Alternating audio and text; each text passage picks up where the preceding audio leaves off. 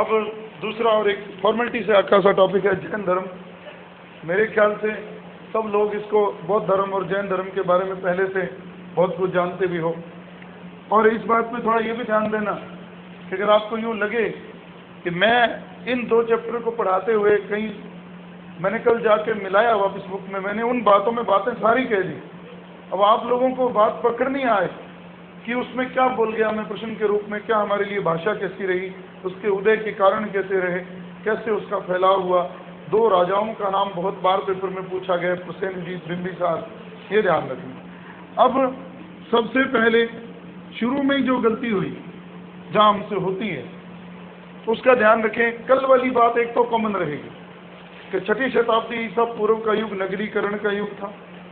नगरीकरण के युग ने इनको कैसे उदय होने में मदद की, क्योंकि ये व्यापारियों के समर्थक। एक लाइन ही याद रखो, आपको उत्तर मिल जाएगा। सूदखोरी को इन्होंने पाप नहीं माना, पैसे को ज़्यादा जमा करना इन्होंने पाप नहीं माना, क्योंकि इनसे लेकर हिटलर तक आप एक बात समझ सकते हो, पूंजीपतियों ने या राजाओं ने जिनको संरक्षण दिया उनका धर्म फला फूला। जब इनसे उनके हाथ उठ गए तो फिर इनका धर्म कहीं दब गया। और आप जानते भी बौद्ध धर्म भारत में पैदा हुआ और भारत में वो लुप्त हो गया। जैन आज भी प्रचलित है। जैन धर्म की शाखाएं जिनमें श्वेतांबर तो बहुत प्रचलित है, दिगंबर थोड़ा कम है। पर अब बात ये, जैन शब्द को तो व्याख्या बाद में करेंगे, पहले हम ये जान लें कि बौद्ध धर्म के प्रवर्तक तो जहाँ महात्मा बुद्ध थे, जैन धर्म के प्रवर्तक वहाँ ऋषभदेव थे। मैं कुछ नाम लिख रहा हूँ जो आपको जाने। ऋषभदेव, अजीतनाथ, मल्लीनाथ, अरस्टीनेमी,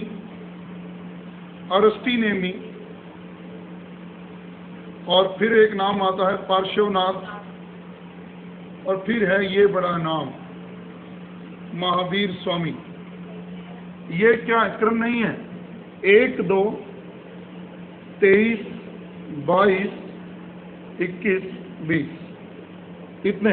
ये नाम क्यों लिखा आज तक नहीं पता किसी को। ये औरत थी, 24 तीर्थंकरों में एक महिला हुई है, लेकिन उसका नाम पुरुषों की तरह रख दिया गया है, मल्लीनाथ। ये याद रखना, ये भी मैंने कहीं से सुना था और बहुत ऑथेंटिक बात सुनी थी। तो ऋषभदेव पहले, अजीतनाथ दूसरे, फिर 20, 21, 22, 23 और 24। इसलिए एक लाइन में प्रश्न का उत्तर, जहाँ बौद्ध धर्म के प्रवर्तक महाबुद्ध थे, वहाँ जैन धर्म के महान सुधारक स्वामी, पैदा करने वाले नहीं थे, पैदा करने वाले ऋषभदेव। अब जो किताब मैं अभी लेके आया था, इसी किताब के शुरू के 4 लाइनों में वो बात लिखी जिसकी मैं जिद करता था और बाकी लोग नहीं करते, कि अगर विद्वानों के एक वर्ग की बात मान लें तो जैन साहित्य कहता है ऋषभदेव का जन्म तब हुआ जब मनुष्य बर्बर था और उसको खाने पीने का भी ज्ञान नहीं। यानी कि तब बहुत पीछे चला गया इनका पहला व्यक्ति, कहाँ? पाषाण युग की तरफ चला गया, जब आदमी बर्बर था। यानी कि इसको यूं ना रख लें, ये मान सकते हैं, यही इसी किताब में रखा है कि जो मूर्ति मोहनजोदड़ो से मिली है योगी की, उसका संबंध कहीं ना कहीं किसके साथ जोड़ा जाता है? ऋषभदेव के साथ। ऋषभदेव का उल्लेख ऋग्वेद में भी मिलता है, अजीतनाथ का उल्लेख यजुर्वेद वेद में भी मिलता है, इसका उल्लेख भी ऋग्वेद में मिलता है। और अब एक और प्रश्न जोड़ दूं, इस व्यक्ति का और इस व्यक्ति का दोनों का एक उत्तर है। इसका प्रतीक चिन्ह बैल है, वृषभ है, और इसका प्रतीक चिन्ह सांप, सांप का फण, सर्प फण, यहीं से प्रश्न आते हैं। और पार्श्वनाथ के बारे में एक और प्रश्न, वो ये, पार्श्वनाथ कहाँ के थे? काशी के राजा आससेन, जिसको आप एक नाम और भी देते हो अश्वसेन, काशी के राजा अश्वसेन के पुत्र थे। लेकिन यहाँ एक बात और कहते हैं, महावीर स्वामी और पार्श्वनाथ के मध्य इतना फर्क था। ये वही प्रश्न है जो मैं बोल रहा हूँ, जो आज तक पेपरों में, यूपी में, IAS में पूछे गए हैं। दोबारा 4 प्रश्न हुए यहाँ तक, जहाँ संस्थापक ऋषभदेव हैं, सुधारक, महान सुधारक महावीर स्वामी हैं, और ये 24 में। एक तो ये, दूसरे अजीतनाथ है, यजुर्वेद में उल्लेख है, इनके बारे में उल्लेख आता है अरस्टीनेमी, ये कृष्ण के समकालीन हैं। ये बात तो इनके साथ जुड़ी, 23वें के साथ नहीं, 22वें के साथ।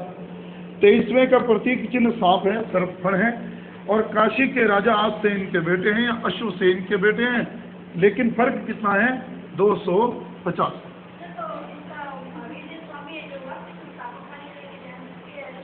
क्या क्या क्या महावीर जी माने जाते हैं? बिल्कुल माने जाते हैं। ये सिर्फ संस्थापक हैं, ये वास्तविक तो नहीं कहोगे, तो कहीं नहीं पड़ा। महान सुधारक है जिसने जैन धर्म को अंग और मगध से बाहर फैलाया। पहले इतने तीर्थंकरों के काल में वो 2 ही जगह पर केंद्रित, अंग और मगध में। उसके बाद इसको राजाओं का संरक्षण मिला और ये बाहर तक फैला। अब ये एक प्रश्न दोबारा दोहरा रहा हूँ, 250 साल का गैप है इनमें, ये ध्यान रखना। अब बात ये इर्त शब्द की चर्चा, ये क्या होते हैं? तीर्थंकर अगर जैन धर्म की माने तो तीर्थंकर सिर्फ जैन धर्म में हुए। अगर उस थीम को माने कि तीर्थंकर होता कौन है, तो तीर्थंकर नानक भी हैं, तीर्थंकर कृष्ण भी हैं, तीर्थंकर मीरा भी है। तीर्थ संसार सागर को जो पार उतार गया, जो अपने साथ दूसरों को भी ले गया, जो खुद तीर्थंकर हो गया, मतलब इस दुनिया के कर्म और पुनर्जन्म से मुक्त हो गया, वो तीर्थंकर हो गया। और उसमें कौन से तीर्थंकर है? महावीर स्वामी 24 में। एक बात तो ये। अब महावीर स्वामी के जन्म की बात करें तो उससे पहले एक बात तो चलो ये हो गई, महावीर स्वामी 599 ईसा पूर्व में पैदा हुए, और आगे कर चर्चा हो जाएगी।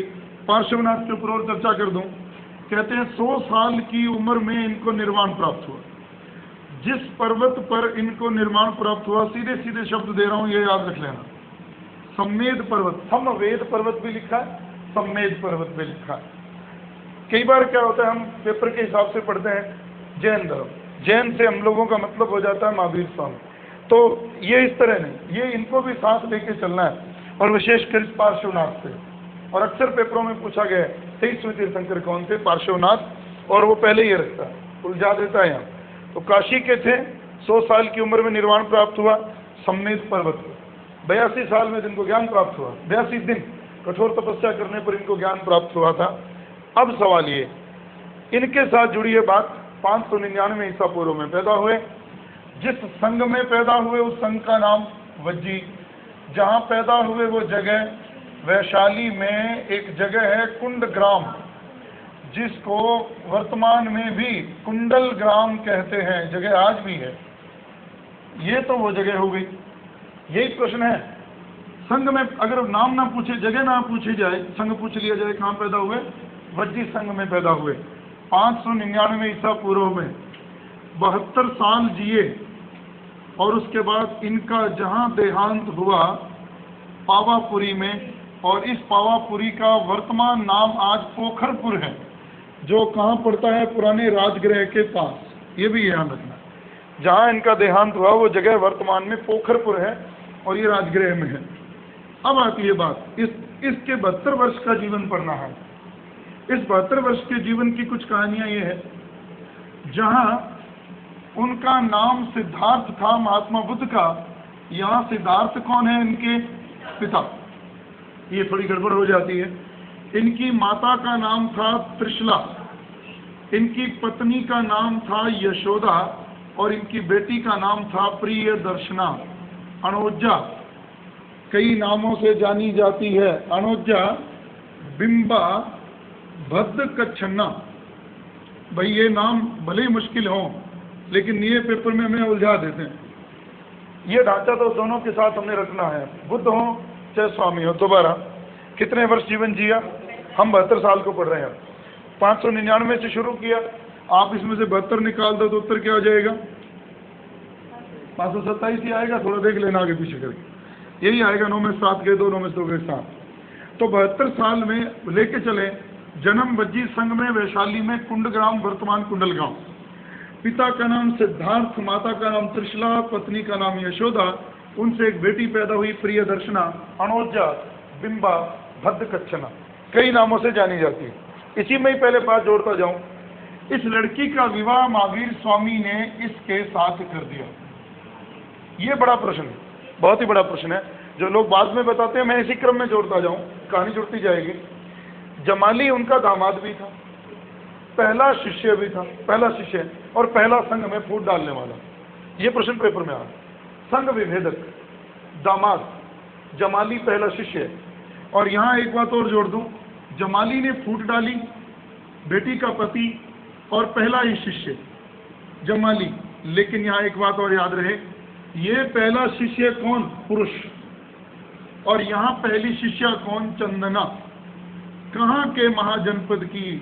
चंपा महाजनपद के एक राजा दधिवाहन की बेटी चंदना, ये उनकी पहली महिला शिष्या थी। अब मारना तो रट्टा हो गया, क्योंकि इनमें कुछ व्याख्या नहीं कर सकते, व्याख्यान के सिद्धांतों पे करेंगे। अब दूसरी बात, जिस कुल में पैदा हुए महावीर स्वामी उस कुल का नाम तो है ज्ञात्रक कुल। जिस गोत्र में पैदा हुए वो था काश्यप, काश्यप गोत्र। जिस जाति में पैदा हुए वो थे क्षत्रिय। ये तीन बातें भी बहुत बार ये पूछा गया। काश्यप गोत्र तो बहुत कम पूछा गया, पर ये पेपर में पूछा गया कुल, ज्ञात्रक कुल। ये एक बात हो गई। और मैं विशेषकर उन्हीं चीजों पे बात कर रहा हूं अभी तक जो पेपरों में आती, सिर्फ प्रश्नों पे। दोबारा दोहरा दूं, पहले ऋषभदेव, दूसरे अजीतनाथ, फिर 20वें मल्लीनाथ। इतना हम पढ़ते नहीं, इतना पीछे, पर ये यहाँ मैं इसलिए ले गया जो मैंने अभी कहा महिला थी। नेमी, अरस्ती नेमी पार्श्वनाथ, ये कृष्ण के समकालीन है। ये महावीर स्वामी से 250 साल पहले हैं। काशी के राजा आसुसेन के पुत्र हैं। इनका निशान सांप का फण है, इनका निशान बैल है। इनको समेत पर्वत पर मृत्यु निर्वाण प्राप्त हुआ 100 साल की उम्र में। और इनके शिष्य एक नाम से जाने गए, निग्रंथ। और इस पिछले पेपर में नहीं, उससे पिछले स्कूल लेक्चरर के पेपर में एक प्रश्न कुछ यूं पूछा गया और हमें सबको उलझा दिया गया। नीर ग्रंथ से क्या तात्पर्य है? उसने निग्रंथ नहीं लिखा, जैन शिष्य, बस इतना। जैन मतानुयायी निग्रंथ कहलाते हैं, जिसने अपनी सारी ग्रंथियों को जीत लिया। नीर ग्रंथ यूं लिखा था 2008 में या पता 9 में जो पेपर हुआ था उसमें आया था ये प्रश्न, तो निग्रंथ। लेकिन ये मुश्किल कर दिया जाए, जैन धर्म के शिष्य तो निग्रंथ कहलाते हैं, विशेषकर किसके शिष्य निग्रंथ कहलाते हैं? ये उत्तर बिल्कुल एक्यूरेट। बाद में ये तो परंपरा हो गई, यानी कि इससे पहले निग्रंथ कहलाने की परंपरा नहीं थी, पार्श्वनाथ ने शुरू की। अब ये बात हो गई। अब कुछ चीजें और महावीर स्वामी से, उनके नाम, यहीं से बात और बन जाएगी।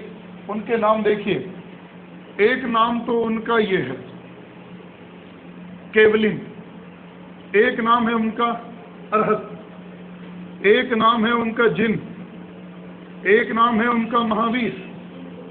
सारा सबका अर्थ बताऊंगा। ये तो उनके बड़े नाम हैं। एक नाम जो पेपरों में बहुत आता है, निगंठनाथ पुत्र, ये भी महावीर का ही नाम है। और एक नाम उनका और है ज्ञात्रक पुत्र, ये तो हमारे सामने आ ही गया। ज्ञात्रक पुत्र क्यों? क्योंकि ज्ञात्रक उनका कुल है। निगंठनाथ पुत्र क्यों? निग्रंथ नाम हमने भी पढ़ा है। और जिसने अपनी ग्रंथियों को जीत लिया। महावीर इसलिए क्योंकि वीर कहलाए, इन्होंने ज्ञान को प्राप्त किया, काया क्लेश सहकर वीर की भांति खड़े रहे, इसीलिए इनका प्रतीक चिन्ह है, सिंह की भांति खड़े रहे, महावीर कहलाए। जिन्न, जिन्न का मतलब होता है जिसने अपने पूरे इन तंत्र को जीत कर महान कहलाया। जिन्न हो गया ताकतवर, यानी कि एक महान ताकतवर व्यक्ति जिसने मन को जीत लिया, जिन्न। अरहत पद प्राप्त करना, इसका उत्तर तो मैं कई बार अपनी क्लासों में देता हूँ, ये एक दूसरे के बिल्कुल नजदीक है। केवलिन, जिसने केवल्य प्राप्त किया। अरहत पद वो होता है जो आपको, चलो मैं आपके एक ही शब्द में, जो क्या हो जाता है फिर, जो अंतिम पद को प्राप्त कर लेता है, जो कबीर का सतनाम है, नानक का सचखंड है, वही है ये अरहत पद जिसको प्राप्त कर लिया जाता है, जिसको अपनी देसी भाषा में हम ये भी कह देते हैं, ये उनका पद है। ये सिर्फ महावीर के नाम हैं, ये ध्यान रखना। इसमें से भी पूछ लिया जाता है प्रश्न। केवलिन, अरहत, जिन्न, महावीर, निगंठनाथ पुत्र और दूसरा नाम ज्ञात्रक पुत्र, ये हो गए उनके नाम। अब है कहानी। कहते हैं 599 ईसा पूर्व में जो लड़का पैदा हुआ, उसकी एक बेटी पैदा हुई। बाद में अपने बड़े भाई की इजाजत लेकर उन्होंने घर छोड़ दी। 30 वर्ष की उम्र में, शायद कल वाले में 29 बोलना था, 30 बोल दिया। 30 वर्ष की उम्र में उन्होंने अपने बड़े भाई नंदीवर्धन की आज्ञा ली, घर छोड़ गए। कहते हैं घर छोड़ा, भटके, लेकिन जिसको आप पढ़ते हो एक प्रश्न, रिजु पालिका नदी के तट पर इनको किस वृक्ष के नीचे, पीपल नहीं, चीड़ का वृक्ष जिसे साल वृक्ष कहते हो, साल वृक्ष के नीचे इनको ज्ञान प्राप्त हुआ। अब ये ज्ञान पर बहुत बात बोला जा सकता है कि ज्ञान क्या भला है, पर मैं अक्सर ही क्लासों में बोलता हूँ, अगर ज्ञान जिसे हम ये कहते हैं तो शायद इसको पाने के लिए किसी को जंगलों में भटकने की जरूरत नहीं थी, घर छोड़ने की जरूरत नहीं थी, काया कलेश सहने की जरूरत नहीं थी, कीड़े मकोड़ों में बैठकर दुखी होने की जरूरत नहीं थी। लेकिन ये ज्ञान वो जिसको कबीर, नानक, गीता में कृष्ण गाते चले गए, ज्ञान वो जिसका ज्ञान मैं का ज्ञान। हम बार बार कह देते हैं मैं, फिर मैं कौन, मैं मेरा नाम बोलता हूँ, लेकिन असल में वो मैं नहीं हूँ। जिस दिन मैं नहीं होता शरीर में, उस दिन एक बात लोग कहते थे कि ये तो गया, ये तो मर गया। तो जिसको आप मैं कह के पुकारते थे लोगों के हिसाब से तो वो मर गया, लेकिन जो चीज़ उसमें बोल रही थी वो तो तब भी थी, वो अब भी है, लेकिन वो शरीर में नहीं। एक छोटी सी बात बताऊं, शरीर का मरना क्या है, जिसको ये लोग निर्वाण कहते हैं, मरना क्या है। और अगर मैं कहूँ कब्र, कब्र में तो हम अब हैं। जिस आदमी ने उस ज्ञान को हासिल नहीं किया, जिसको ये कैवल्य कहते हैं, आदमी शरीर में होते हुए भी उसकी आत्मा कब्र में है, क्योंकि दफन है, वो कुछ कर नहीं रहे। मृत्यु तो नई संभावनाओं के दरवाजे खोलती है कि आप आगे कहाँ जाओगे, किस सफर को तय करोगे। और दूसरी बात ये मैं कई बार कह चुका हूँ कि हमारा मरना हमारे लिए मुश्किल होता है, लेकिन मौत बहुत कुछ सिखाती है अगर आपने जानकार होकर मौत को ज्ञान हो मौत का। सवाल ये कि मौत का ज्ञान हो कैसे, क्योंकि मरते वक्त हम होश में नहीं होते, इतनी पीड़ा में होते हैं कि हम ये भी भूल जाते हैं कि हम हो क्या रहा हमारे साथ। मौत के बारे में जानकारी को ही अगर मैं कह दूं ज्ञान है, जहाँ जीवन है वहाँ मृत्यु नहीं है, जहाँ मृत्यु है वहाँ जीवन नहीं है। इसलिए एक बड़ी बात है कि जहाँ कह दिया जाए कि हम जिंदा हैं और एक दिन मरेंगे, तो ये बात ही विपरीत। आप मरोगे इसका मतलब आप जिंदा नहीं हो। जहाँ जीवन सदा का है वहाँ मृत्यु नहीं है, इसका मतलब यहाँ मृत्यु है, इसका मतलब ये जीवन सदा का नहीं। और मृत्यु किसकी, इस मिट्टी की। मौत है क्या, मौत वो होता है कि जब ये शरीर आत्मा के रहने लायक ना रहे, वो छोड़ देगी। आजकल विज्ञान क्या कर रहा है, परख नलियों तक में बच्चे पैदा हो गए, माँ के पेट की जरूरत नहीं पड़ती, विज्ञान ने तरक्की कर ली। तो वो बाहर मशीन में जहाँ बच्चा पैदा होता है वो है क्या, एक व्यवस्था है जो माँ के पेट में भगवान ने व्यवस्था करी, वो बाहर कर दी गई। जब वो बाहर कर दी गई तो उसमें आत्मा उतर आई। जब वो आत्मा उतर आई, वो जिस शरीर में रहेगी तब तक रहेगी जब ये शरीर उस आत्मा के रहने लायक है। जब आदमी का शरीर जर्जर हो गया, वो आत्मा उसमें रहकर ढंग से नहीं रह पाती तो उसे छोड़ देती। इसी का नाम हम मृत्यु कहते हैं। वो मृत्यु नहीं है, वो एक बदलाव है। ऋतु परिवर्तन होता है, पुराने पत्ते झड़ जाते हैं, नए पत्ते आ जाते हैं। ये झड़ जाते हैं, कहीं दूसरे की जगह बना लेती है। लेकिन जो बात ये कहते हैं कि अगर हम लोग इस चीज़ को जान लें कि हम दोबारा क्यों आते जाते हैं, इसी का ही तो ज्ञान है। और जब वो कर लिया तो दोबारा आने की जरूरत नहीं पड़े, ये सबसे बड़ी बात। इसीलिए इन्होंने भी कहा अगर दोबारा आने से रुकना चाहते हो तो किस पर काबू पाओ, तृष्णाओं पर काबू। तृष्णाएं हमें दोबारा लेकर आती हैं।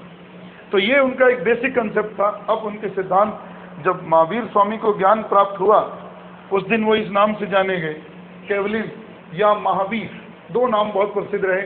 लेकिन जैसे ही उन्होंने उपदेश देना शुरू किया, उन्होंने अपना पहला उपदेश राजगृह के पास एक पहाड़ी पर दिया। उस पहाड़ी का नाम बहुत प्रसिद्ध है, विपुलचल पहाड़ी पर उन्होंने अपना पहला उपदेश दिया। विपुलचल नाम की पहाड़ी पर उन्होंने पहला उपदेश दिया। और उसके बाद उन्होंने आने वाले बहुत समय तक उन्होंने जनता को अपने उपदेश दिए, और जिसमें अब उसके सिद्धांत। पहला प्रश्न आपको ये जानना है कि महावीर स्वामी के दुनिया में आने से पहले या उनको ज्ञान प्राप्त करने से पहले जैन धर्म तो पहले भी था, वो तो था। और था तो उसके जस्ट पीछे वाला व्यक्ति कौन था, पार्श्वनाथ। पार्श्वनाथ ने जो सिद्धांत दिया था वो महाव्रत कितने थे, ये गहरा प्रश्न, थोड़ा गौर करना। महाव्रत क्या, जीवन जीने के महान सिद्धांत। महाव्रत, व्रत क्या होता है, व्रत होता है प्रण करना। व्रत का मतलब भूखा रहना नहीं होता। व्रत जैसे हम कहते हैं उपवास और व्रत, उप का मतलब समीप, वास का मतलब रहना। किसके समीप रहना, अपने समीप रहना, एक दिन तो कम से कम। और हम क्या करते हैं, भूखे मरने को व्रत कहते हैं, उपवास कहते हैं। व्रत का मतलब होता है व्रत करना, प्रण लेना। और हम फिर कह देते हैं व्रत का मतलब है भूखे रहना। और आजकल तो होशियारी बड़ी है, ज़्यादा दिन भूखे रहना हो तो सुबह सूर्य उगने से पहले खा लो, फिर सो जाओ। लॉजिक लगाया, पेट भरा, भूखे के भूखे। व्रत का व्रत। तो इस तरह 4 महाव्रत थे जो किसने दिए थे? पार्श्वनाथ। सत्य, अहिंसा, अस्तेय और अपरिग्रह। एक तो ये, यही तुलना भी हो जाएगी और यहाँ उत्तर भी आ जाएगा। स्वामी जी ने कौन से दिए? इसमें एक जोड़ दिया, ब्रह्मचर्य, और इसका एक उत्तर भी मिल गया। अगर मैं कहूं कि महावीर स्वामी का और पार्श्वनाथ के बीच में मतभेद किस बात को लेकर था? ये कहते थे जरूरी नहीं है, स्वामी जी कहते थे जरूरी। शारीरिक शुद्धि पहली शर्त मान ली उन्होंने कि ये 5वां महाव्रत जोड़ दो। तो इन्होंने क्या किया? कौन सा महाव्रत जोड़ा अपने सिद्धांतों में? 5वां, और उसको नाम दिया गया ब्रह्मचर्य। अब यूं जोड़ सकते हो, 4 तो उन्होंने वहीं से उठाए, 5वां उन्होंने जोड़ दिया। सदैव सत्य बोलो, यही तो बोला नहीं जाता, यही तो बीमारियों की जड़ है। एक बात बताता हूं, जिस आदमी ने कभी झूठ ना बोला हो जीवन में, कहने को तो सत्यवादी बहुत है दुनिया में, पर सत्य बोलना और झूठ बोलना नहीं, झूठ को पकड़ना आना चाहिए। मैंने झूठ बोल कहां दिया? कई बार हम झूठ बोल जाते हैं, पता ही नहीं लगता, और उस समय हमें पता होता भी नहीं कि मैं क्या कह रहा हूं, और कहती बात में झूठ जोड़ दिया। और अक्सर हमारा झूठ क्यों बोला जाता है? अपनी बात में वजन डालने के लिए। क्या जरूरी है? बेमतलब अपना प्रभाव स्थापित करने के लिए हम झूठ बोल देते हैं। चलिए एक छोटा सा तरीका, एक चीज धारण कर लो, बाकी चीजें अपने आप आएंगी। जैसे मैं मेरे पे लूं, मेरे घर में ज्यादा पैसा नहीं और मेरे को 100 रुपए दे दिए जाएं कि आप जाओ बाजार से सामान खरीद के लाओ। मेरे को पॉकेट में नहीं, कुछ मिली नहीं, मैंने 90 रुपए का सामान लिया, 10 रुपए जेब में डालिए, बिल 100 रुपए का दे दिया। झूठ तो बोलना पड़ेगा। आप झूठ नहीं बोलोगे तो आपको 10 रुपए नहीं रख सकते। आप जब 10 रुपए नहीं रखोगे, उन 10 रुपए से क्या करते वो आदत भी छूटेगी। कुछ गलत करते, कुछ खाते, कुछ चलो कुछ खाने की चीज खाते अलग बात है, कुछ गलत नशा करते वो छूटेगा, वो छूटेगा, एक आदत छूटेगी, तो फिर बीमारियों से बचोगे। इसीलिए अगर एक आदत छोड़ते हो तो फिर बहुत सी आदतें साथ छोड़नी पड़ती, ये समस्या है। तो सत्य का पालन और अहिंसा। देखिए मैं इस मामले में इनका लॉजिक दे दूं पहले। ये तो कहते थे मन क्रम वचन, किसी भी तरह से किसी की हिंसा मत करो। हिंसा वही नहीं जो शरीर से की जाए, हिंसा वो भी है जो बोलकर कर दी जाती, हिंसा वो है जो सोचकर भी कर दी जाती। आपने मन में बोलकर, मन में सोचकर किसी को पीड़ा पहुंचा दी। चलिए एक और सूक्ष्म बात है, आपने आज किसी को बुरा भला कह दिया, आप उसके बारे में ज्यादा जानते नहीं, आप कहते बेकार आदमी, मन में सोच लिया भगवान करे इसके साथ ये हो जाए वो हो जाए, उसके साथ हो जाए, वो बीमार हो जाए, वो दुखी हो जाए, कल को वो आपके किसी मोड़ पर बहुत बड़ा काम आ जाए, तो अब हिंसा होगी। कहाँ होगी? आपकी अपनी आत्मा पर होगी। आप जिस पश्चाताप की आत्मग्लानि में जलोगे उसको महसूस कर सकते हो आप, तो ये मैंने क्या कर दिया, क्योंकि हम समय को जानते नहीं आगे क्या होने वाला है हमारे साथ, कर बैठते हैं अंधेरे में सब कुछ, और फिर बाद में पश्चाताप। वो भी सूक्ष्म हिंसा है, वो हो किस पर रही है? अपनी आत्मा पर हो रही। शीशा किसका मलिन हो रहा है? अपनी आत्मा का मलिन हो रहा है। इसलिए अहिंसा की परिभाषाएं तो बहुत गहरे में जाती हैं, लेकिन याद रहे हम सांस लेते हैं तो भी बहुत से जीवाणु मर जाते हैं, हम चलते हैं तो भी हमसे टकराकर बहुत जीवाणु मर जाते हैं। कभी गांवों में देखना, शहरों में तो आज अपने शहर तो फिर भी ठीक है, बड़े शहरों की बिल्डिंगें इतनी ऊंची हो गई कि मेरा घर बड़ी इमारतों से घिर गया, कुछ लोग मेरे हिस्से का सूरज भी खा गए। वो बात है कि कभी जमाना था दरारों से सुबह धूप आती थी, दरवाजे की दरारों से, आजकल तो दरारें भी नहीं, दरवाजों में दरारें भी नहीं, और उसमें से आप देखना कितने जीवाणु उड़ते हुए दिखते थे। यानी कि हवा में सैकड़ों हजारों जीवाणु हर समय आपके साथ टकरा के आपके सांस लेने से मर रहे हैं। हिंसा से तो आप नहीं बच सकते। बहुत से लोगों ने इसमें भी फर्क किया है, दुनिया में जीव 5 तत्वों के बनते हैं, जबकि ये 6 तत्व कहते हैं, जीव, पुद्गल, धर्म, अधर्म, आकाश और काल। हम जिसे 5 तत्व कहते हैं वो क्या है? पृथ्वी, अग्नि, एक जो आपका सेंस है, फिर पानी, हवा, आकाश छोड़ देते हो, ये सारे विपरीत हैं और शरीर में काम कर रहे हैं। अग्नि पानी के विपरीत है लेकिन शरीर में दोनों ही है, बिल्कुल उल्टा है लेकिन संतुलित है।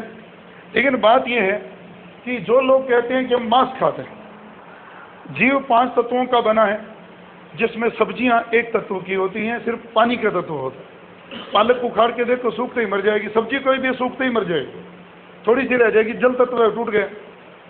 उसके बाद आप आ जाओ रेंगने वाले छोटे कीड़े, 2 तत्व हैं। फिर उसके बाद आ जाओ और दूसरे जानवर हैं, चौपाया जानवरों से ठीक नीचे की कैटेगरी है मुर्गे हैं, दूसरे हैं 3 तत्व हैं। चौपाया जानवरों में 4 तत्व और मनुष्य में 5 तत्व।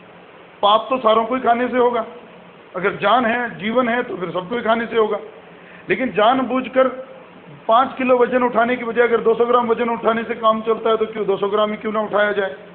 सब्जियों से पेट भर सकता है, फलों से पेट भर सकता है, तो 4 तत्व वाले जीव को मारकर क्यों खाया जाए, इतना पाप क्यों उठाया जाए। इसीलिए बहुत से पुराने मनुष्यों ने मांसाहार का विरोध किया। और बहुत से लोग तो लॉजिक देते थे कि हम इनको नहीं खाएंगे तो बहुत बढ़ जाएंगे। तो बढ़ तो इंसान भी बहुत गया, इसे भी खा जाओ। और खा भी रहा है इंसान, इंसान को ही खा रहा है। तो यहाँ अहिंसा दूसरा शब्द, तीसरा ये अस्तेय और अपरिग्रह। अस्तेय का मतलब है ये, मैं चोरी करना तो नहीं लिखूंगा। जैन धर्म में इसका मतलब है किसी की भी वस्तु को उसकी इजाजत के बिना ग्रहण नहीं, अस्तेय। और अपरिग्रह का मतलब है जरूरत से ज्यादा धन को इकट्ठा नहीं करना। और बहुत तरीकों से लोगों ने कहा है कि जब नाव में वजन ज्यादा बढ़ जाए तो फिर क्या करो, थोड़ा वजन कम करो। जब पैसा भगवान बहुत सारा दे दे तो जरूरतमंद को दो, लेकिन फिर उसके इश्तिहार मत लगवाओ, बड़ी बड़ी पट्टियां मत लगवाओ कि मेरी आने वाली पीढ़ियां भी देखें कि मैंने क्या किया, मेरे पूर्वज क्या कर गए। दान के बारे में गुरु नानक देव जी कहते थे कि एक हाथ दान दे तो दूसरे को पता नहीं लगे किसने दिया। और ये नगद सौदा होता है। अगर आपने किसी मजलूम की मदद की और पता भी नहीं लगने दिया, और हो सके तो उसको भी पता ना लगने दो, जिसको पता लगना चाहिए उसको तो लग गया, उसको तो लग गया। वो कब मिलेगा, किस रूप में मिलेगा, आप सोच भी नहीं सकते। मुसीबत के समय फिर आपको देखना, कभी घटा होगा किसी के साथ, हमारे साथ तो बहुत बार ऐसे चमत्कार घटे। आज 50,000 रुपए की जरूरत है, सारे रास्ते बंद हैं, और जब उसको कहा जाता है कि आज तेरी गई, हमारी नहीं जाएगी, तेरी जाएगी, थोड़ी देर में कोई आता है कि मेरे पास पैसे पड़े, आपको जरूरत है तो ले लो। ऐसा भी होता। मेरे साथ इन पिछले 20 दिन पहले एक इतना बड़ा चमत्कार घटा मेरे परिवार में। जिस दिन मैं यहाँ से छुट्टी लेकर घर गया ही था, घर पहुंचा और उसी समय खबर मिली, वो बताने लायक भी नहीं, इतना बड़ा कुछ घटा मेरे गुरुदेव की दया से कि मैं घंटा भर तो अपने आप को संभाल ही नहीं सका कि हम तो इतने नालायक हैं और आप हमारे साथ हर समय खड़े। अब वो घटना बताने लायक भी नहीं, इतना कुछ घट गया, वो महसूस करने लायक। तो ये 4 सिद्धांत तो दिए थे, सत्य, अहिंसा, अस्तेय, अपरिग्रह। अब ये मैं एक ऐसी चीज बताने जा रहा हूं, शायद आप लोग उस लेवल के हो जो इसको समझ सको, वरना ये बात बड़ी बुरी बातों में आ जाती है, अश्लीलता में आ जाती है। पर हम प्रीमैच्योर नहीं है, सब लोग समझदार हैं। एक बहुत बड़ी बात आपको कह के जा रहा हूं, शायद ये बहुत जरूरी है, जीवन का हिस्सा है, अगर हम उस पर चल सकें। ब्रह्मचर्य एक शब्द बहुत बड़ा है, उत्तर बहुत बड़े हैं इसके। वास्तव में ब्रह्मचर्य क्या? पहला ब्रह्मचर्य तो हमारे दिमाग में जो आता है, शरीर के गुनाहों से बचना, लेकिन कल्पनाओं से भी बचना। ये भी ध्यान रखना, हम लोग सोते हुए कल्पनाओं में फंसते हैं, हम चलते हुए कल्पनाओं में फंसते हैं, हम शरीर से पाप ना करके भी पाप कर लेते। कबीर ने कहा था, काम काम सब कहें, काम न चीना कोई, जितनी मन की कल्पना काम कहा वैसो। अब वहां भी उलझते हो। एक तो ये ब्रह्मचर्य, अगर ब्रह्मचर्य नहीं करता तो उसके लिए दुनिया की परंपरा है विवाह, और वो इसीलिए बहुत सारे संतों ने गृहस्थ जीवन को भक्ति में कभी भी बाधक नहीं माना। आप नानक को लो, कबीर को लो, कृष्ण को लो, किसी ने नहीं माना। कुछ इक्का दुक्का लोग हुए, लेकिन वो हुए हैं। उन्होंने एक बात भी कही है, अगर जीवन को पवित्र काटने की क्षमता है तो शादी मत कराओ, अगर काटने की क्षमता नहीं है, व्यभिचार करने हैं तो शादी करो। सीधी बात कही है उन्होंने। मेरे गुरुदेव पूरी उम्र आर्मी में थे, और आर्मी के लोग बड़े बदनाम होते हैं, खाने पीने में, मांस खाने में, शराब पीने में। और उनकी खास बात भी उन्होंने कही कि जब मुझे लेफ्ट राइट करने को बोला जाता था तो मैं हे राम बोलता। मुझे कई बार उसकी पनिशमेंट भी मिली, लेकिन फिर भी मैंने अपनी आदत नहीं छोड़ी। मुझे जो काम दिया जाता मैं उसकी ड्यूटी पूरी करता। दोनों तीनों लड़ाइयाँ लड़ी हैं उन्होंने, पाकिस्तान वाली और वो चीन वाली लड़ाई, इसमें भी थे। फिर उन्होंने मैरिज नहीं की तो हमें कहा करते थे, सत्संग में अक्सर कहते थे कि अगर आप अपने आप को सुरक्षित रख सकते हो तो ब्रह्मचर्य का पालन करो, इससे बड़ी कोई ताकत नहीं है। और जिस आदमी ने पूरे जीवन में ब्रह्मचर्य धारण किया है, उसकी शक्ल देखने लायक होती, चमक रही होती। और अब सच बताऊं, चमकता क्या है? हमारा बीज चमकता है, हमारी धातु चमकती है, उसी से आपको अंदर ले जाया जाता है। ताकत तो वही है, शरीर नहीं जाता आगे।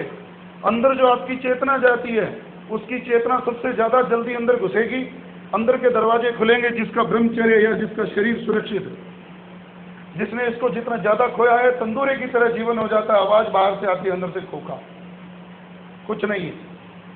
और उसी का आगे चढ़ाई करना बड़ा मुश्किल होता है। जहां काम है वहां राम नहीं, जहां राम है वहां काम नहीं। और दूसरी बात, हम इस जीवन की इस बुराई से बच भी तो नहीं सकते। आप कहां बचोगे? आपको बड़े सूक्ष्म तरीके से फंसा लेगा मन आपका, आप सोच भी नहीं सकते, आपको पता नहीं लगेगा और आप कहीं की कहीं चले जाओगे। उसको रोकने का तरीका एक है कि अपनी चेतना को यहां से नीचे मत आने दो। जब आपको लगे कि मेरे पर काम हावी हो रहा है, बात विचार हावी हो रहे हैं, दूसरे लोग हावी हो रहे हैं, तो अपने आप को छिपा लो, इस अपनी चेतना के पीछे छिपा लो। लंबे सांस लो, ठंडा पानी पियो और अपने गुरु को उससे आगे फरियाद करो कि मुझे बचाओ, मैं घिर रहा हूँ। और ये तब तक आपको परेशान करता है काम, जब आप अपनी पहली पौड़ी पे नहीं पहुंच जाओ। दूसरी पौड़ी पर पहुंचते ही ये आपके आगे हाथ जोड़ के खड़े हो जाते हैं कामदेव कि अब मेरा रास्ता आपसे अलग है। फिर आपको कोई विचलित नहीं कर सकता। फिर ये आपको डरने की जरूरत नहीं। आप किसी की आंखों में आंखें डाल के देखें, कोई आपको देखें, आप कभी अपने मार्ग से नहीं डिगेंगे। लेकिन जब तक आप इस दुनिया में रह रहे हैं तो डिगने का खतरा रहता है और रहता है। और उसके बचने का उपाय एक है, आपका अध्यात्म, आपकी चेतना, जिसके पीछे आप सिमट जाएं और अपने आप को बचाएं। थोड़ी देर के लिए आपको ख्याल बुरे आए, ये विवशता है मनुष्य की। हम ऊपर से बहुत अच्छे बन जाते हैं लेकिन ख्याल छोड़ते नहीं। जब ख्याल आए ऐसे तो अपने आप को दूसरी तरफ लगाओ, अपने आप को किसी अच्छे काम में लगाओ, कुछ अच्छा सुनो, अपने आप को व्यस्त करो। खाली दिमाग ही मारता। और खाली दिमाग, कई बार दिमाग तो बिजी है, ये खाली, मन खाली। मन को बिजी करो। और मन को बिजी करने के लिए क्या चाहिए होता है? गुरु चाहिए होता। वो आपको ठिकाना बताते हैं कि आपको किस तरह अपने आप को बिजी करना है और इन बुराइयों से बचना है। ये बात बहुत पहले सब लोगों ने कही, महावीर स्वामी ने भी कही, जब तक अशोक के धर्म के सिद्धांतों में नहीं है। अपासी नवे बहु कयाने दया दाने सचे सोचे। सोचे शब्द क्या है? शारीरिक शुद्धि, जितना संभव हो सके। ये 5 महाव्रत हैं जैन धर्म के, जिसमें 4 किसके दिए हुए हैं और 5वां जोड़ा महावीर स्वामी। उसके बाद इनके एक बहुत बड़ा शब्द है त्रिरत्न। लेकिन याद रहे, आप तो बौद्ध धर्म में भी त्रिरत्न पढ़ते हो, बुद्ध, धम्म, संघ। लेकिन एक बहुत बड़ा विडंबना है, लोग पढ़ा जाते हैं, ध्यान नहीं देते, पढ़ जाते हैं, ध्यान नहीं देते। बुद्ध के जीते जी वो त्रिरत्न अस्तित्व में नहीं थे, तो ध्यान रखना। बुद्ध, धम्म, संघ उनके मरने के बाद के नाम हैं। अशोक ने उनका बड़ा बाबरू अभिलेख में प्रयोग किया। मिलता है ना जयपुर से जो अभिलेख, बाबरू अभिलेख बैराठ में से, जिस पर बुद्ध, धम्म, संघ लिखा है। अशोक को मगध का राजा लिखा है तो वहाँ, लेकिन ये महावीर स्वामी के होते हुए भी थे। और ये क्या है? एक शब्द तो कल का ही है, सम्यक, और सम्यक ज्ञान। दूसरा शब्द फिर सम्यक आचरण। तीसरा है सम्यक श्रद्धा। 3 चीजें पता होनी चाहिए आपको। और वो क्या है? थोड़ा ध्यान दें। सम्यक ज्ञान, इसी पे तो बात चल रही थी। अब वो बड़ी व्याख्या कर रहे हैं, ज्ञान क्या है। वो कहते हैं 5 तरह का ज्ञान है। तब जब वो 5ओं का ज्ञान आपको हो जाए तो फिर आप कह सकते हो आप सम्यक ज्ञानी हो, ठीक ठीक ज्ञानी हो, सही सही हो। पहला ज्ञान है श्रुति। ये शब्द याद रखने हैं, श्रुति। दूसरा ज्ञान है मति। तीसरा ज्ञान है अवधि। चौथा ज्ञान है मन पर्याय। और 5वां ज्ञान है कैवल्य। जब ये पूरे हो जाएंगे तो एक कंसेप्ट पूरा होगा। ये अब ये थोड़ा ध्यान दें। श्रुति, सुनकर जो हासिल होता ज्ञान, जो कानों के द्वारा सुना गया, इंद्रियों के द्वारा सुना गया, श्रुति। मति, मति वो होता है मनन किया हुआ। आपने सुन लिया, इधर से सुना, इधर से निकाल दिया, इधर से सुना, इधर से निकाल दिया। हमारे दीवे जल नहीं रहे, लोगों के जलाने को चल पड़ते हैं। तो वो ज्ञान जो सुनकर हासिल होता है, वो ज्ञान जो फिर उस पर सुने हुए पर मनन किया जाता है। अवधि, दूसरी जगह की बात जान लें। अमेरिका में क्या हो रहा है आप आंख बंद करके बता देते। दूसरी जगह का ज्ञान। मन पर्याय, आप अंदर क्या सोच रहे हो ये मुझे पता लग जाए। दूसरे के मन की बात जानना, मन पर्याय। लेकिन ये 4 ज्ञान तुच्छ हैं, ये सर्वश्रेष्ठ है। कैवल्य, कैवल्य को कहते हैं पूर्ण ज्ञान। जब कहते हैं ना गुरु ग्रंथ साहब ने भी लिखा, पूर्ण जोत जले घट माही, तब खालिस ताही निखालिस जा। कि जब आपके अंदर पूर्ण ज्योति प्रकट हो जाती है तब आप खालिस हो जाते हो। खालिस मतलब शुद्ध, पवित्र हो जाते हो।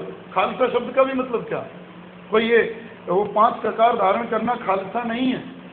खालसा वो जो खालिस हो गए, जो ईश्वर के साथ एकाकार होने के लायक हो गया, वो खालिस है। अब तो देखते हो ज्यादा पापी हैं वो लोग बहुत सारे, जिन्होंने वो चीजें भी धारण करी हैं और पापों से बचे हुए नहीं। ब्राह्मण है, दूसरों को शिक्षा देता है, खुद शराब मांस से बचा हुआ नहीं, खुद बुराइयों से बचा हुआ नहीं है। तो बाहरी चिन्ह कोई महत्व नहीं रखते। जनेऊ पुराने जमाने में ब्राह्मण हमारे भी समाज में धारण करते थे लोग। शादी के समय अब भी धारण किया जाता है, फिर 1.25 महीने के बाद उतार के फेंक दिया जाता है। लेकिन वो जनेऊ तो एक बार का है, ब्राह्मण देता है, टूट जाता है, साथ तो ये बड़ी भी नहीं जाती, तो जनेऊ क्या जाएगा? इसको धारण किया हुआ मैटर कहाँ जाए? कोई नहीं। तो उसके लिए यानी भी 4 लाइनें गुरु ग्रंथ में आती हैं कि जनेऊ सत्य का हो, आपके आचरण का हो, जिसको आपने अपने जीवन में उतारना है। थोड़े शब्दों को बदल कर यही बातें कही गई।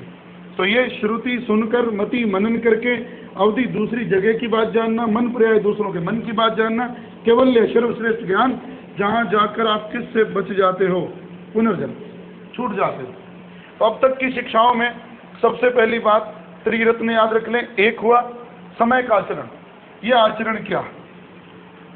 आचरण वो जिसमें पाप ना हो, जिसमें कमियां ना हो, जिसमें ठीक ठाक आचरण किस पर हो? इनके सिद्धांतों पर हो। स्वामी जी के श्रद्धा। श्रद्धा किन पर?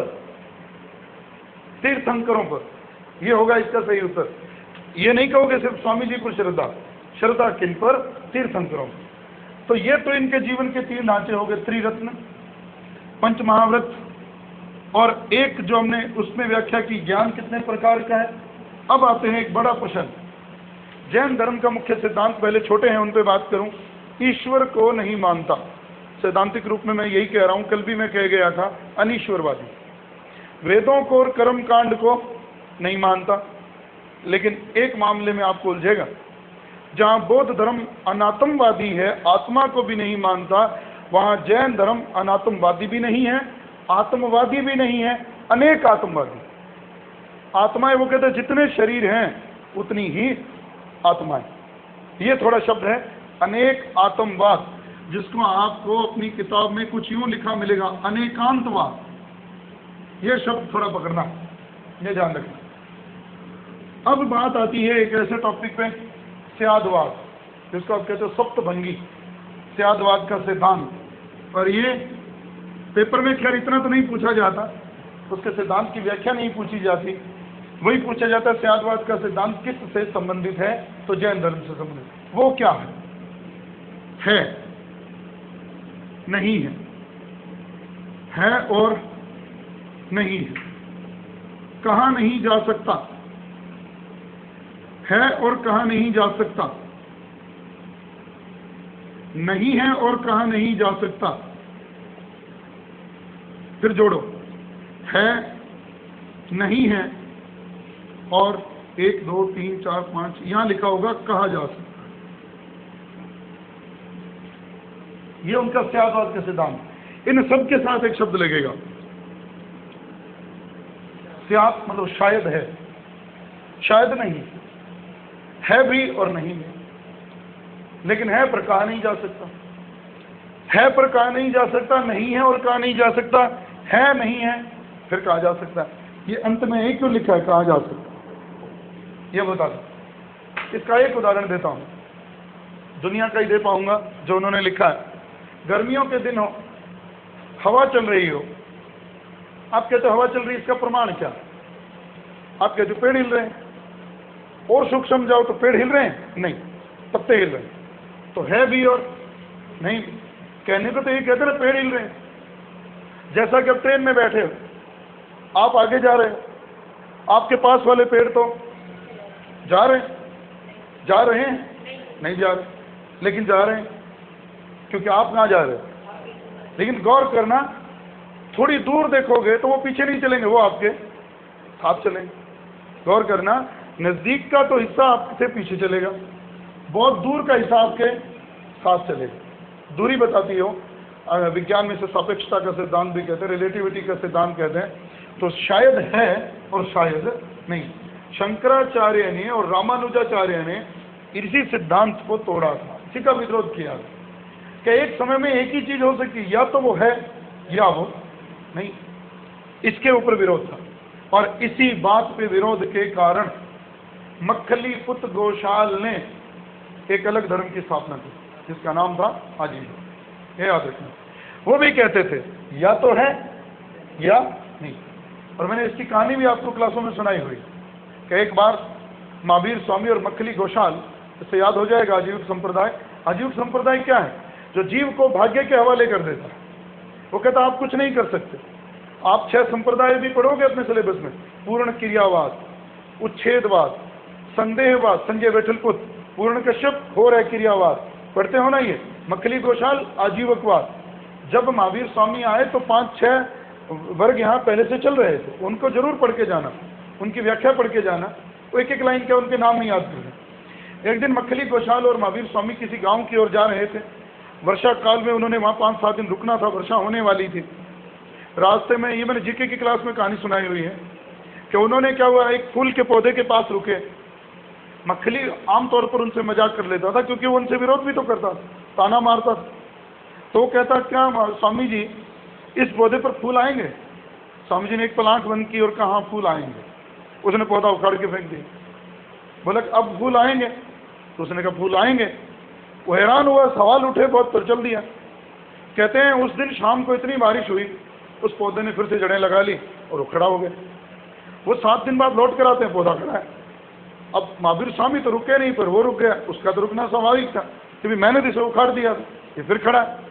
तो उसने स्वामी जी से पूछा उत्सुकतावश, आपको कैसे पता था ये फिर जिंदा हो जाएगा? तो उन्होंने कहा जब मैंने इस पौधे के पास आंख बंद की थी तो मैंने ये नहीं जाना था कि तू क्या करेगा, मैंने ये जाना था, मैंने इस पौधे से पूछा था कि अगर ये तुम्हें उखाड़ दे तो तुम फिर जिंदा रहोगे? तो उसने कहा था हाँ मैं रहूंगा। तो मैंने कह दिया फूल आएंगे। फिर वो हंसे और चल पड़े। आगे चलकर मक्खली गोशाल कहता है अगर मैं इस बार भी इसे उखाड़ देता, तो उन्होंने कहा अब तेरी औकात नहीं थी उखाड़ने, एक बार तेने उखाड़ लिया फिर भी लग गया, अब तेरी हिम्मत नहीं थी तो इसे उखाड़ देता। तो ऐसी ही कुछ घटनाएं घटी और मक्खली गोशाल उनको छोड़कर अलग हो गए। तो ये तो इनका ढांचा, ये उनका स्यादवाद का सिद्धांत है कि सत्य को पाने के 7 तरीके हैं, वो ये कहते हैं। और 6 तरीके पढ़ने के बाद 7वें तरीके में जाकर आप कह सकते हो कि कहा जा सकता। वो कहते हैं इतने रास्तों से गुजर कर आप पा सकते हो सत्य को। ये तर्क का तरीका है जो सांख्य दर्शन के बिल्कुल नजदीक है। ये बहुत बार पूछा जाता है। चारवाक का नाम सुना होगा, षड दर्शनों में एक नाम आता है चारवाक। क्या ये जो ढांचा है उनका स्यादवाद, सप्तभंगी, किस दर्शन के सबसे निकट है? सांख्य दर्शन के सबसे निकट। अब बात ये हो गई, अब तो उनके जीवन का एक बहुत बड़ा हिस्सा जब हम इसमें पढ़ते हैं, दोबारा दोहरा लूँ एक बार सारा। 599 में पैदा हुए, 527 में मृत्यु को प्राप्त हुए। जहाँ पैदा हुए वैशाली में, जहाँ मृत्यु हुई पावापुरी में। पावापुरी वर्तमान पोखरपुर। उसके बाद उन्होंने कई नाम जोड़े मैंने, माता का नाम त्रिशला, पत्नी का नाम यशोदा, बेटी का नाम प्रियदर्शना, अणोजा, बिंबा, भद्रकच्छना। उसका विवाह कर दिया लड़की का जमाली के साथ। पहला संघ विभेदक हुआ, पहला शिष्य हुआ। पहली महिला चंदना हुई, दधिवाहन, चंपा के राजा दधिवाहन की बेटी।